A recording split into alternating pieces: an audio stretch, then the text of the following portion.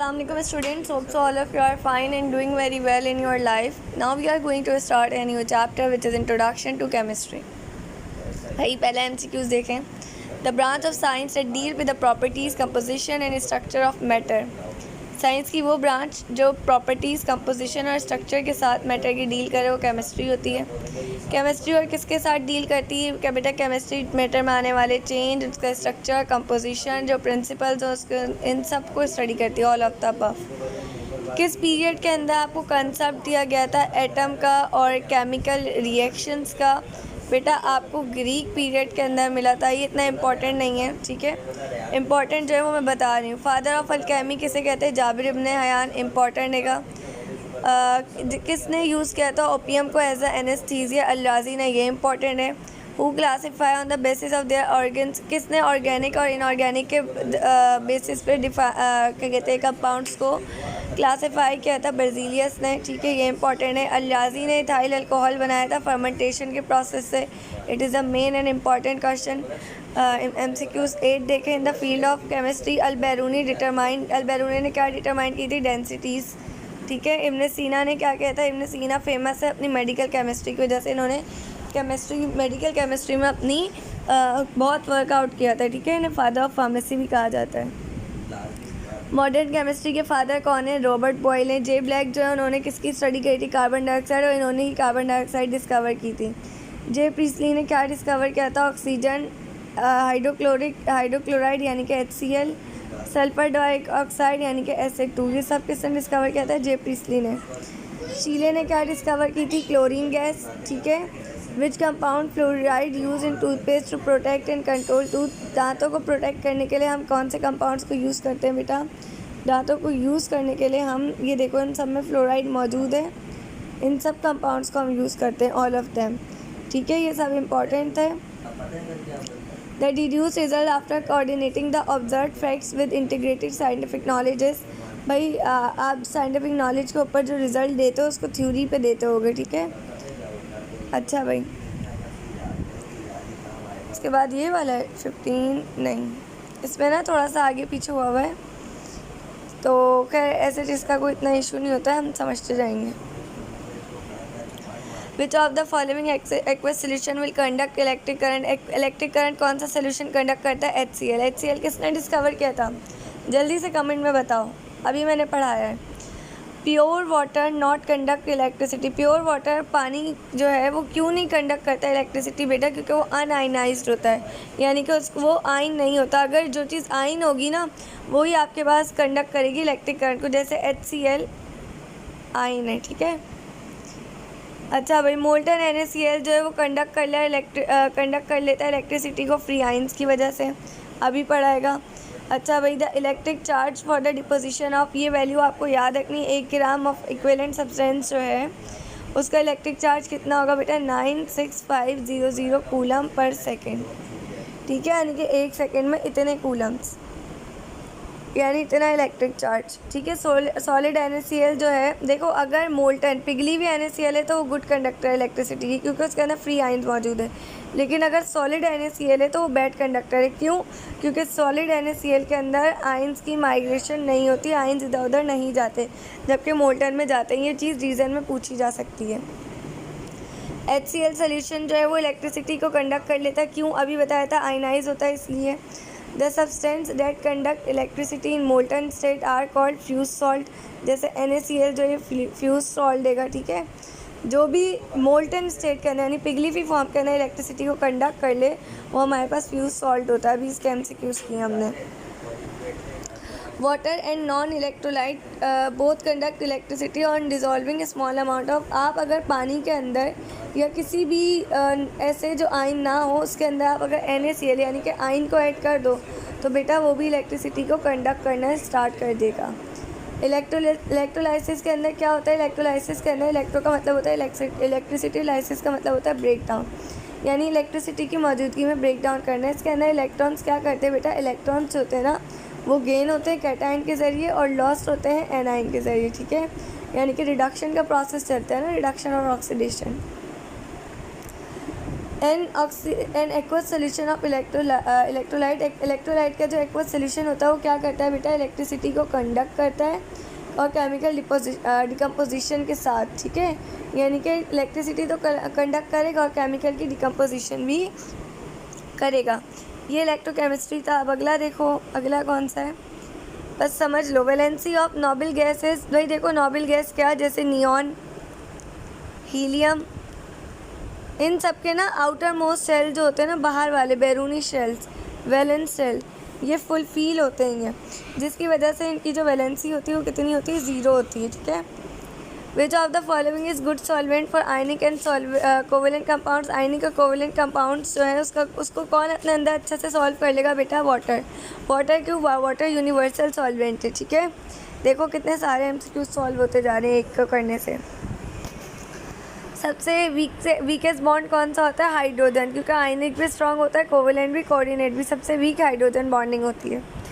Covalent compounds क्या electricity को conduct कर सकते हैं, the answer is no, they do not conduct electricity. Fused ionic compounds, अभी बताया था, फ्यूज्ड सॉल्ट हो या फ्यूज्ड आयनिक कंपाउंड या कुछ भी हो, वो कंडक्ट कर सकता है इलेक्ट्रिसिटी को। ये रिपीटेड क्वेश्चन आ रहे हैं बेटा बार बार, ठीक है, यानी कि घुमा फिरा के पूछा हुआ और ये पूरे बुक से अच्छे से बने हुए। अगला देखें, maximum number of bonds between 2 atoms of a covalent bond can be. भाई देखो मैक्सिमम नंबर ऑफ बॉन्ड्स ना हमेशा 3 हो सकते हैं बस। हमारे पास बॉन्ड 3 तरह के होते हैं, सिंगल, डबल, ट्रिपल। तो मैक्सिमम कितने हो सकते हैं, ट्रिपल, यानी कि या तो 1 हो जाएगा या 2 या 3, इससे ज़्यादा 4 नहीं हो सकते, ठीक है। अच्छा भाई, coordinate covalent compounds are found by donation of electrons. Electrons की डोनेशन होती है, वो भी सिर्फ एक साइड से, बोथ साइड से नहीं होती, म्यूचुअल शेयरिंग नहीं होती। म्यूचुअल शेयरिंग कोवेलेंट में होती है, इसमें एक साइड से होती है, ठीक है, शेयरिंग, डोनेशन यानी कि। विच of the following is true. True क्या है कि कोवेलेंट सॉलिड जो है वो बैड कंडक्टर है, ठीक है। आपको पता है आयनिक सॉलिड्स क्या होते हैं, क्रिस्टलाइन होते हैं। कोवेलेंट सॉलिड्स जो होते हैं उनका हाई मेल्टिंग और बॉइलिंग पॉइंट होता है। ये बातें जो हैं इसके अंदर आपसे पूछा रहा है इसमें ट्रू क्या, अब इसके अंदर क्या ट्रू है क्या नहीं है ये हमें अभी नहीं देखना, हमें सिर्फ इतना सॉरी इसमें क्या फॉल्स है कैसे फॉल्स है ये नहीं देखना, हमें इसका सही आंसर बताना है कि ट्रू क्या है। तो बेटा ट्रू हमारे पास है, कोवेलेंट सॉलिड जो है वो बैड कंडक्टर होता है, अभी पढ़ के आए। Which type of bond between like atoms. देखो जो लाइक एटम हो जैसे हाइड्रोजन और हाइड्रोजन, इनके दरमियान ये जो बॉन्ड बना हुआ है कौन सा है बेटा, ये कोवेलेंट बॉन्ड है, ठीक है। अगर Na और Cl है, इसके दरमियान जो बॉन्ड बना हुआ है ये कौन सा, ये आयनिक बॉन्ड है। देखा, एक को सॉल्व करने से 2-3 सॉल्व हो गए। मॉलिक्यूल नाइट्रोजन बॉन्ड, नाइट्रोजन जो होता है ना वो नाइट्रोजन के साथ 3 बॉन्ड से जुड़ा हुआ होता है। अभी कैसे पता चलेगा, ये प्रैक्टिस से पता चलता है, इसके पीछे और कोई रीज़न नहीं है। कोऑर्डिनेट कोवेलेंट बॉन्ड को हम डेटिव बॉन्ड भी कहते हैं। कोवेलेंट बॉन्ड कैसे बनता है, शेयरिंग ऑफ इलेक्ट्रॉन से बनता है। आयनिक बॉन्ड को एक और नाम देते हैं इलेक्ट्रोवैलेंट बॉन्ड कहते हैं उसे, ठीक है। एटॉमिक स्ट्रक्चर, इन एटम इलेक्ट्रॉन्स कहाँ पे मूव करते हैं, इलेक्ट्रॉन्स मूव करते हैं, देखो ये एटम है, ये इसके शेल्स हैं, तो इलेक्ट्रॉन्स इन शेल्स के अंदर घूमेगा, ठीक है, यानी कि move around the nucleus, nucleus के गिर्द घूमेगा सर्कुलर ऑर्बिट्स के अंदर। ये जो होता है ना बेटा ये ऑर्बिट होता है और ये आपका इलेक्ट्रॉन है, ठीक है। न्यूट्रॉन का मास किसके इक्वल होता है बेटा, न्यूट्रॉन का मास होता है ना वो तकरीबन, यानी आप ये कह सकते हैं mass of neutron is approximately equal to mass of proton, तकरीबन, थोड़ा सा ज़्यादा होगा, ज़्यादा नहीं, ठीक है। पॉजिटिव चार्ज जो होता है एटम के ऊपर वो क्या करता है, वो किसकी वजह से होता है, वो न्यूक्लियस की वजह से होता है, न्यूक्लियस की कंसंट्रेशन की वजह से होता है। न्यूक्लियस के अंदर अगर ज़्यादा प्रोटॉन है तो इस वजह से एटम के ऊपर पॉजिटिव चार्ज आ जाएगा। न्यूक्लियर मॉडल किसने दिया था, रदरफोर्ड ने दिया था। न्यूट्रॉन किसने डिस्कवर किया था, चैडविक ने किया था। मास नंबर कैसे पता चलता है, ये तो मैंने आप लोगों को अभी जो न्यूमेरिकल्स करवाए थे उससे भी बताया था कि प्रोटॉन्स और न्यूट्रॉन्स जो होते हैं ना इन दोनों को ऐड कर दो, मास नंबर पता चल जाएगा। जैसे अगर किसी का प्रोटॉन जो है वो 11 है और मास न्यूट्रॉन 12 है, दोनों को ऐड कर दो, क्या आ जाएगा, 23 आ जाएगा, ये मास नंबर हो गया। अगर मैं पूछूं किस एलिमेंट का मास है 23, तो बेटा सोडियम का होता है, ठीक है। अच्छा भाई, according to Dalton atomic theory, Dalton atomic की थ्योरी के मुताबिक एटम जो है ना वो और सब डिवाइड नहीं हो सकते, यानी एटम को आप और डिवाइड नहीं कर सकते, लेकिन हमें पता है हम एटम को और डिवाइड कर सकते हैं किसके अंदर बेटा, प्रोटॉन, न्यूट्रॉन, इलेक्ट्रॉन, ठीक है, सब एटॉमिक पार्टिकल्स के अंदर। रदरफोर्ड जो है इनको नोबेल प्राइज़ मिला था। क्यों मिला था? क्योंकि इन्होंने एटम का न्यूक्लियर मॉडल पढ़ा था, ठीक है, उसको दिया था। कैथोड जो है वो किस पे कंसिस्ट होता है? इलेक्ट्रॉन की बीम पे होता है। कैथोड रेज जो होती है वो किससे डिफ्लेक्ट होती है? बोथ इलेक्ट्रिक और मैग्नेटिक फील्ड से, यानी ऐसा आ रही है और डिफ्लेक्ट कर जाए, ठीक है। बीटा रेज किस पे कंसिस्ट होती है? इलेक्ट्रॉन्स पर। इसी वजह से बीटा के ऊपर चार्ज क्या होता है? नेगेटिव। एक और अल्फा के ऊपर क्या होता है? पॉजिटिव। और गैमा के ऊपर क्या होता है बेटा? गैमा के ऊपर होता है ज़ीरो चार्ज, न्यूट्रल, ठीक है। अच्छा भाई, nature of anode rays depends upon nature of residual gas. जो भी आप गैस उसके अंदर दोगे, एनोड रेस जो है वो उसी पे डिपेंड करेगी। आपने जो भी ट्यूब के अंदर गैस रखी है उसके ऊपर एनोड रेस जो है वो डिपेंड करेगी। रदरफोर्ड एक्सपेरिमेंट जो होता है on scattering of particles showed for the first time that atom has nuclear. Rutherford experiment से हमें पता चला था कि न्यूक्लियस मौजूद होता है। उसने एक एटम था, उसमें से रेस को पास करवाया था, तो उसने देखा था दरमियान से ना कुछ रेस जो थी नेगेटिव रेस, वो सॉरी पॉजिटिव रेस, वो टकरा के वापस आ गई। तो उसको पता चला दरमियान में कुछ पॉजिटिव चीज़ है। वो पॉजिटिव चीज़ हमारे पास न्यूक्लियस थी, ठीक है। लाइन स्पेक्ट्रा किसकी कैरेक्टरिस्टिक्स है? एटम्स की, यानी कि एटम जो है वो लाइन स्पेक्ट्रम देते हैं, ठीक है। डिस्चार्ज ट्यूब के अंदर कैथोड रेस जो होता है उसको क्या रिक्वायर होता है? हाई पोटेंशियल और लो प्रेशर, ठीक है। एसिड बेसिड और सॉल्ट पे आ जाओ। Acids are the substance which keep H positive ions in aqueous solution is the concept of. भाई देखो, एसिड जो होते हैं वो H पॉजिटिव आयन देते हैं। पहला MCQs कैसे सोल्यूशन के अंदर? एक्वस सोल्यूशन के अंदर। ये बात किसने बताई थी? आर्केनियस ने बताई थी। एक MCQ से 2 सॉल्व हो गए। आज काउंट करते हैं हम, क्या कहते हैं, 8 MCQ से कितने सॉल्व कर लेते हैं। एक सेकेंड। अच्छा भाई, the solution which gives H hydronium ion, याद रखना H3O पॉजिटिव, इसको हाइड्रोनियम आयन कहते हैं। एक MCQs। हाइड्रोनियम आयन जो है वो कौन सा सोल्यूशन देता है बेटा? हाइड्रोनियम आयन जो है वो बेस देता है, ठीक है। नहीं सॉरी, बेस नहीं, एसिड देता है, बेस नहीं देता, क्योंकि हाइड्रोजन आ रहे हैं ना, तो एसिड देता है। तो हमारे पास एक हाइड्रोनियम आयन का हमें फार्मूला पता चला है, एसिड, ये वो हमारे पास 4 MCQs हो गए। ठीक, देखो, according to Bronsted-Lowry concept a base is a substance which act as. भाई देखो, एक बात तो याद रखना कि प्रोटॉन जो है उसके ऊपर, यानी कि बेस, ये बात किसने बताई थी कि बेस जो है वो सब्सटेंस है जो कैसे एक्ट करता है? प्रोटॉन एक्सेप्टर के तौर पर। ब्रॉन्स्टेड-लोरी कॉन्सेप्ट नहीं, ये 2 लोग थे, ठीक है। और इन्होंने क्या बताया था कि बेस जो है वो क्या करता है? वो प्रोटॉन को एक्सेप्ट करता है, ठीक है, प्रोटॉन एक्सेप्टर है। हो गए 3 MCQs। एक तो ये पता चल गया बेस जो है वो कैसे एक्ट कर रही है? प्रोटॉन एक्सेप्टर के तौर पर। प्रोटॉन एक्सेप्टर यानी कि प्रोटॉन्स को लेना। और किसने दिया था? ब्रॉन्स्टेड-लोरी कॉन्सेप्ट ने दिया था, ठीक है। अच्छा भाई, अमोनिया NH3 जो है वो हम अमोनिया को कहते हैं। एक MCQ। अमोनिया जो है ये बॉन्ड-स्टेटेड बेस है, याद रखना। दूसरा MCQs, क्योंकि ये प्रोटॉन एक्सेप्टर है। हो गए 3 MCQs। अब आपसे पूछो इनमें से कौन सा जो है वो ब्रॉन्स्टेड-लोरी एसिड है? अभी मैंने आपको बताया था H3O पॉजिटिव एसिड होता है, तो आपने फ़ौरन बता दिया हाइड्रोनियम आयन, ठीक है। एक MCQs। According to Bronsted-Lowry concept, water जो है वो क्या है? वाटर एसिड है। एसिड है या बेस है? बेटा नन है, कुछ भी नहीं है। वाटर तो न्यूट्रल होता है, ठीक है। एक ये हो गया। ऑल ब्रॉन्स्टेड बेसेस आर, देखो जितनी भी ब्रॉन्स्टेड बेसेस होंगी ना वो लिविस बेसेस होंगी, ठीक है। लिविस क्या होता है? जो आपको क्रॉस और डॉट के अंदर आपने इलेक्ट्रॉन्स को करना सीखा था। हो गए 2। अमोनिया और बोरोन फ्लोराइड BF3, ये किसकी एग्जाम्पल है? ये इलेक्ट्रॉन डोनर और एक्सेप्टर सिस्टम की। यानी कि अमोनिया जो है, अमोनिया क्या करता है? इलेक्ट्रॉन को एक्सेप्ट करता है, डोनेट करता है। अमोनिया जो है वो प्रोटॉन एक्सेप्टर है, ठीक है, यानी कि इलेक्ट्रॉन का डोनर है। और BF3 क्या है? इलेक्ट्रॉन का एक्सेप्टर है। तो दोनों का सिस्टम कैसा है? इलेक्ट्रॉन डोनर एक्सेप्टर सिस्टम है। हो गए इसके अंदर 3 MCQs। टोटल कितने सॉल्व कर लिए? 7, 8, 9, 10, 11, 12, 13, 14, 15, 16, 17। 8 से आपने इतने सॉल्व कर लिए बेटा।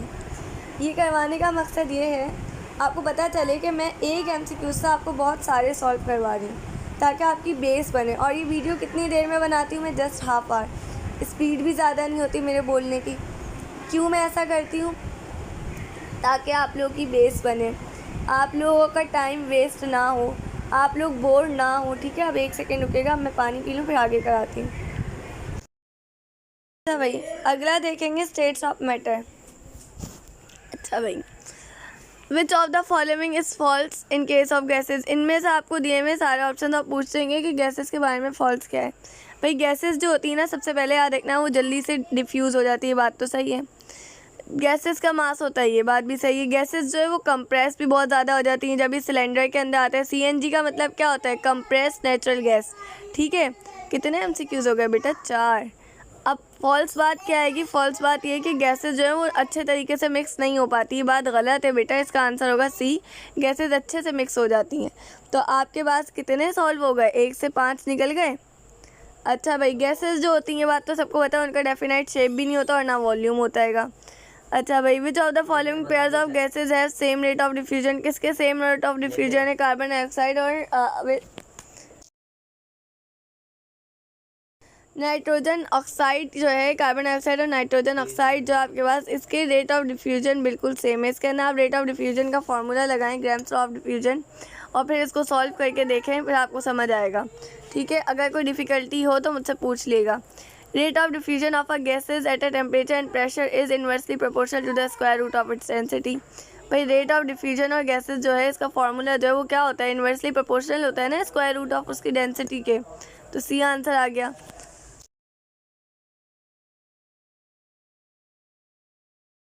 अच्छा भाई, उसके बाद देखो, अब bottle of perfume is open. आपने एक बॉटल को, परफ्यूम की बॉटल को ओपन किया और रूम के अंदर डेवलप होना शुरू हो गई smell.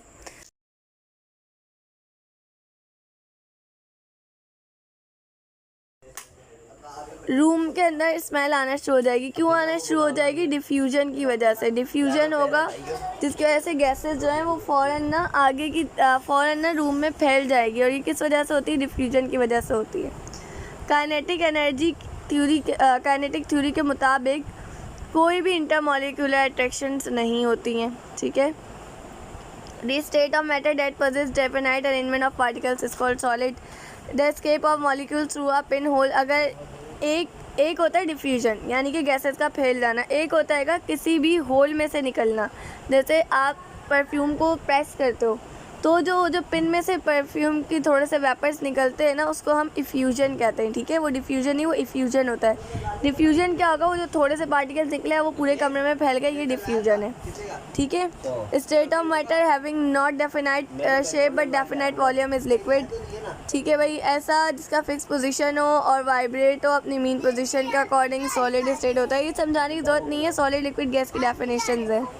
Rate of diffusion of gases are inversely proportional to the square of their densities. अभी हमने ये वाला 3 में किया है, और ये कौन सा लॉ कहलाता है? ग्राम्स ऑफ डिफ्यूजन कहलाता है। ये बात भी मैंने आपको बताई है। केमिकल कॉम्बिनेशंस पे आ जाएं।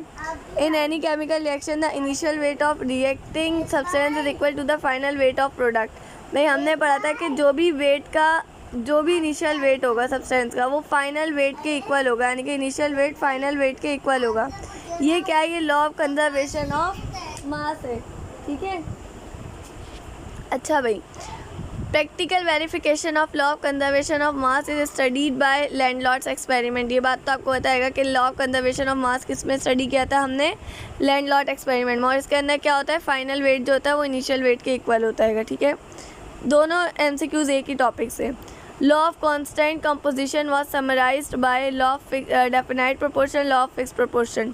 डेफिनाइट का मतलब भी होता है एक मखसूस प्रोपोर्शन, और फिक्स का मतलब भी होता है फिक्स का मतलब क्या है? वही मखसूस प्रोपोर्शन। दोनों का मतलब सेम ही है, तो बोथ 1 और 2, ठीक है। यानी कि कांस्टेंट कंपोजिशन, किसी चीज़ की कांस्टेंट यानी कि एग्जैक्ट कंपोजिशन जो है वो कैसे हम समराइज़ करेंगे कि हम लॉ ऑफ फिक्स प्रोपोर्शन और लॉ ऑफ डेफिनाइट प्रोपोर्शन से। तो पहला और दूसरा दोनों करेक्ट है। लॉ ऑफ कंजर्वेशन अभी पढ़ा है आप लोगों को, फाइनल और इनिशियल वेट का, वो सम का नहीं है, ठीक है। Berzelius experiment is illustrating the law of definite proportion. अब आपको समझ आ गया होगा कि डेफिनाइट प्रोपोर्शन वाला लॉ किसने दिया था? भाई ब्रिजिलियस ने दिया था। और ब्रिजिलियस ने कौन सी गैसेस बेटा जो थी डिस्कवर की थी? अभी पढ़ के आए हो ना? लिखो ज़रा कमेंट बॉक्स में जल्दी से। Law of multiple proportion applicable on. Law of multiple proportion किसके ऊपर एप्लीकेबल है? वाटर और कार्बन डाइऑक्साइड के ऊपर। लॉ ऑफ रेसिप्रोकल किसने दिया था? लॉ ऑफ रेसिप्रोकल रिटर्न ने दिया था, ठीक है। The mass of simple hydrogen, इस हाइड्रोजन का मास कितना होता है हाइड्रोजन एटम का बेटा? 1.6 इंटू 10⁻⁻24 ग्राम्स, या इसको आप सिंपल 1 भी कह सकते हो। क्या हाइड्रोजन ये वाला, क्या हाइड्रोजन का मास है वो 1 होता है, ठीक है, 1 ग्राम ये होता है मास, ये नहीं होता है, ठीक है। अच्छा भाई, मॉलिक्यूलर फार्मूला कैसे कैलकुलेट करते हैं कि मॉलिक्यूलर फार्मूला जो होता है कि आपका जो भी एम्पेरिकल फार्मूला है उस एम्पेरिकल फार्मूला को n नंबर से डिवाइड कर दो। n कुछ भी हो सकता है, n1 हो सकता है, 2 हो सकता है, 3। जैसे आपके पास एक एम्पेरिकल फार्मूला है CH2O और मैं कह रही हूँ n की वैल्यू लगाओ 2, ठीक है, आपने लिखा 2। अभी पूरी इक्वेशन, या बल्कि मैं कहती हूँ 6 लगा दो, आप पूरी इक्वेशन को 6 से मल्टीप्लाई कर दो। C को 6 से करो, C6, H2 को करोगी तो 2 भी 6 से होगा तो 12 हो जाएगा, H12O6। किसका फार्मूला आ गया? ग्लूकोज का आ गया। ये था एम्पेरिकल फार्मूला। एम्पेरिकल का मतलब होता है सिंपलेस्ट यानी कि, और ये है एक्चुअल नंबर ऑफ, ये मॉलिक्यूलर है, ठीक है। आ गया तरीका। 6.0 इंटू 10⁻23 सबको रटा हुआ एवोगैड्रोस नंबर है, ठीक है भाई। 2KCl3 और इससे बनना है 2KCl और 3O2। बेटा ये डिकम्पोजिशन रिएक्शन है क्योंकि इसके अंदर ऑक्सीजन बाहर निकल रहा है और ये हीट पर हो रहा है, ठीक है। केमिकल बॉन्डिंग, केमिकल बॉन्ड कब बनता है बेटा? केमिकल बॉन्ड बनता है फोर्स ऑफ अट्रैक्शन, जब फोर्स ऑफ रिपल्जन को ओवरकम कर दे, यानी कि वो जो एक दूसरे को रिपेल कर रहे होंगे ना उससे ज़्यादा आपकी फोर्स ऑफ अट्रैक्शन हो जाए, यानी कि एक दूसरे को दूर भेजने के बजाय उनकी ज़्यादा करीब आने वाली ताकत बढ़ जाए, तो हमारे पास केमिकल बॉन्ड फॉर्म होता है। पोलर कंपाउंड कैसे होता है? ऐसे होते हैं इनके अंदर एक पॉजिटिव हो एक नेगेटिव हो। ये कौन से, देखो पोलर कंपाउंड जो है ना वो पोलर सॉल्वेंट में ही सॉल्यूबल होंगे। क्यों? क्योंकि लाइक डिज़ोल्व लाइक, के बाद पढ़ी, जो जैसा है वो उसी को डिज़ोल्व करेगा। तो पोलर अगर मैं पूछूं कि नॉन पोलर में डिज़ोल्व हो सकता है तो आंसर इस होगा नो। और अगर मैं पूछूं कि नॉन पोलर कंपाउंड जो है वो किस में सॉल्यूबल होंगे तो वो नॉन पोलर सॉल्वेंट में होंगे, क्योंकि like dissolve like. Covalent bond कैसे बनता है? म्यूचुअल शेयरिंग ऑफ इलेक्ट्रॉन से बनता है। कोवेलेंट कंपाउंड किस में सॉल्यूबल होता है? कोवेलेंट जो है ना बेटा ये हमारे पास नॉन पोलर है, ठीक है। हमारे पास पोलर क्या होता है? आयनिक होता है। अगर मैं पूछूं आयनिक किस में सॉल्यूबल है तो आप बोलोगे पोलर सॉल्वेंट में, लेकिन कोवेलेंट नॉन पोलर है तो ये किस में होगा? ये सॉल्यूबल होगा नॉन पोलर में।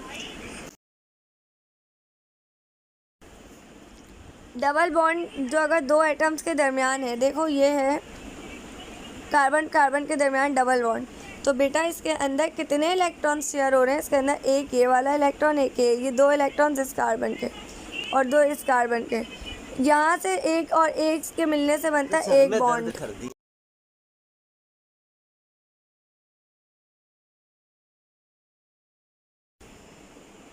लोगों के सरों में दर्द हो रहा है भाई, पढ़ते नहीं है निकम्मे। एक बॉन्ड, एक इलेक्ट्रॉन दूसरे इलेक्ट्रॉन के साथ बॉन्ड बनाता है सिंगल, दूसरा इलेक्ट्रॉन दूसरे इलेक्ट्रॉन के साथ बनाता है एक और बॉन्ड, तो ये 4 इलेक्ट्रॉन्स ने बॉन्ड बनाए तो डबल बॉन्ड्स बन गए। तो कितने इलेक्ट्रॉन्स इन्वॉल्व हो गए? 4। अगर मैं पूछूँ इसमें कितने इलेक्ट्रॉन्स इन्वॉल्व है तो आप बोलोगे 6। इसमें कितने इन्वॉल्व है तो आप बोलोगे 2। इसके अलावा वो आपसे कुछ नहीं पूछ सकते क्योंकि 3 बॉन्ड से ज़्यादा होता ही नहीं है, ये बात आपको पता है। अच्छा भाई, विच of the following is true for ionic compound? Ionic compound के लिए क्या बात सही है कि आयनिक कंपाउंड्स जो होते हैं सबसे पहले तो पोलर सॉल्वेंट्स के अंदर सॉल्यूबल है और नॉन पोलर के अंदर सॉल्वेंट ही नहीं है, बस। इसके अलावा कुछ भी इनके बारे में सही नहीं है, ठीक है। आगे आ जाओ। हाँ भाई, विच of the following forces is strong? सबसे ज़्यादा स्ट्रॉन्गेस्ट फोर्सेज क्या होती है? आयन फोर्सेज सबसे ज़्यादा स्ट्रॉन्गेस्ट होती हैं, ठीक है। When alpha particles are sent through a thin metal foil, alpha particle को थिन मेटल फॉइल से गुजारते हैंगे तो मैंने आपको बताया था कि कुछ रेस जो है वो स्ट्रेट चली जाती है, कुछ रिफ्लेक्ट बैक हो जाती हैंगी, और हमें पता चलता है जो रेस पास हो जाती है हमें पता चलता है ये एक एटम है, ये न्यूक्लियस है, ये रे आके हो गई है डिफ्लेक्टेड, ये एक और रे आई ये भी डिफ्लेक्ट हो गई, ये सारी आ रही हैं डिफ्लेक्ट हो रही, ये काफ़ी सारी रेस इसमें से पास हो गई। ये जो काफ़ी सारी रेज इसमें से पास हुई हैं ना बेटा, ये कहाँ से पास हुई हैं? एम्प्टी स्पेस से हुई हैं, ठीक है, यानी खाली जगह से पास हुई हैं। अगर न्यूक्लियस होता तो डिफ्लेक्ट हो जाती। नंबर ऑफ़ इलेक्ट्रॉन जो होते हैं एटम में वो हमेशा एटॉमिक नंबर के इक्वल होते हैं, बात तो मैंने बताई है।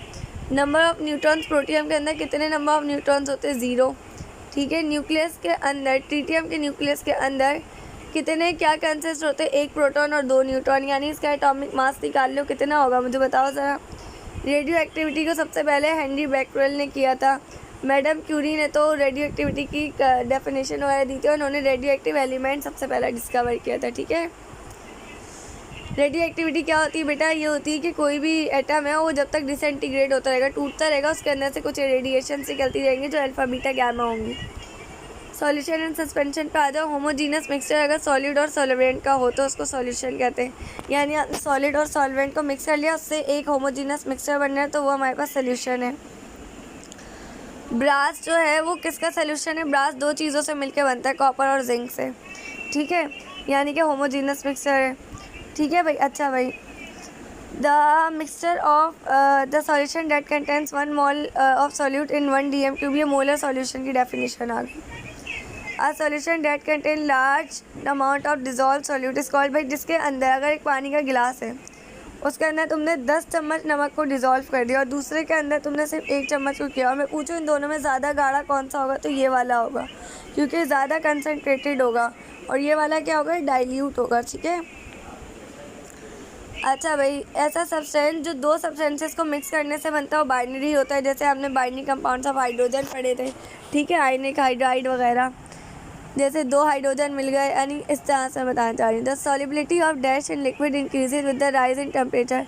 सॉलिड जो होता है ना, सॉलिड की सॉलिबिलिटी, यानी सॉलिड जो है, अगर चीनी है, चीनी पानी के अंदर कैसे ज़्यादा अच्छे से मिक्स होगी, यानी ज़्यादा चीनी को आप पानी के अंदर कैसे मिक्स कर सकते होगे, जब आप चूल्हे को ऊपर रखो पानी को और उसके अंदर चीनी डालते जाओ, चीनी उसके अंदर डिज़ोल्व होती जाएगी। ठीक है, अगला देखो। अच्छा भाई, पोलर सॉल्वेंट किस में डिजोल्व होंगे, अभी बताया था पोलर में ही होंगे, like dissolve like. Unsaturated solution can dissolve more at a particular temperature.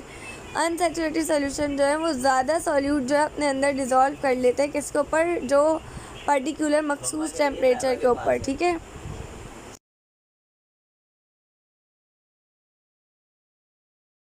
अगला देखो, अनसैचुरेटेड, ये तो हमने कर लिया। Saturated solution has a maximum amount of solute dissolved in a solvent at a particular temperature. Crystallization is used to dash the impure solid compounds. अगर solid compounds की impurity check करनी है तो आप crystallization से करोगे। नंबर ऑफ मोल्स जो 1 litre या dm³ में मौजूद होते सॉल्वेंट के, वो हमारे पास मोलैरिटी कहलाती है, और अगर 1 किलोग्राम के अंदर मौजूद होंगे तो हमारे पास मोलैरिटी कहलाएगी। ठीक है, ये डेफिनेशंस है। The solubility of substance date dissolve at a given temperature, ये सॉलिबिलिटी होती है, यानी कोई भी अमाउंट किसी भी गिवन टेम्परेचर के अंदर मिक्स हो जाए वो हमारे पास क्या है, वो सॉलिबिलिटी है। सॉलिबिलिटी जो है उसको किस में एक्सप्रेस किया जाता है बेटा, सॉलिबिलिटी को एक्सप्रेस किया जाता है ग्राम्स ऑफ सॉल्यूट पर 100 ग्राम ऑफ सॉल्वेंट के अंदर। ठीक है, सस्पेंशन जो होता है याद रखना, सोल्यूशन कैसा था, होमोजीनस, तो सस्पेंशन कैसा होगा, हीटरोजीनस। क्यों, क्योंकि उसके अंदर 2 सब्सटेंसेस जो हैं वो क्लियरली आइडेंटिफाइड कर सकते हो, आप अलग अलग बता सकते हो, जैसे मिट्टी और मैग्नेट को मिक्स कर दो, बता दोगे ना इसके अंदर मिट्टी भी और मैग्नेट भी है। लॉ ऑफ ऑक्टेव किसने दिया था बच्चों, न्यूलैंड ने दिया था। सब रेडियो एक्टिव एलिमेंट इसके अंदर क्या है, रेडोन है। अगर मैं पूछूँ सबसे ज़्यादा रेडियो एक्टिव एलिमेंट क्या है तो फ्लोरीन है, जिसकी रेडियो एक्टिविटी 4 होती है। All the element in same group of periodic table have the same number of valence electrons. जितने भी एलिमेंट्स होते हैं पीरियोडिक टेबल के अंदर, उनके अंदर वैलेंस इलेक्ट्रॉन सेम होते हैं, यानी अगर एक ग्रुप के अंदर आ रहे हैं तो। ठीक है, जैसे लिथियम, सोडियम, पोटेशियम, इन सब के अंदर बाहर कितने कितने होंगे, एक एक होंगे। अगर ये बात नहीं समझ आई तो बेटा आपकी कंसेप्ट क्लियर नहीं है। इंशाल्लाह नेक्स्ट टाइम, अभी तो आप लोगों के पेपर्स करीब हैं, अगर नेक्स्ट टाइम आप लोगों ने हमसे पढ़ा तो मैं आपको यकीनन ये चीज़ समझा दूंगी, या मैं कभी भी यूट्यूब पे वीडियो अपलोड कर दूंगी। सबसे ज़्यादा इलेक्ट्रोनेगेटिव एलिमेंट क्या होता है, फ्लोरीन होता है, अभी मैंने बताया। फ्लोरीन टू आयोडीन इलेक्ट्रोनेगेटिविटी क्या होती है, डिक्रीज़ होती है, क्योंकि फ्लोरीन की ज़्यादा है ना, तो फ्लोरीन से अगर किसी और की तरफ, जिसकी भी तरफ जाओगी, डिक्रीज़ ही होगी।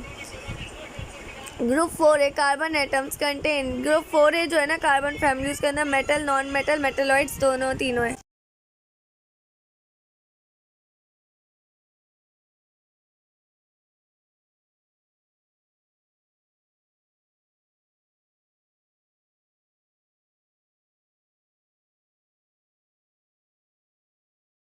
अगला देखें ग्रुप 6 से जो ऑक्सीजन फैमिली क्या एग्जिस्ट करते हैं, एलोट्रॉपी, यानी कि अपने जैसे बहरूपीय जो है उसको एग्जिस्ट करते हैं।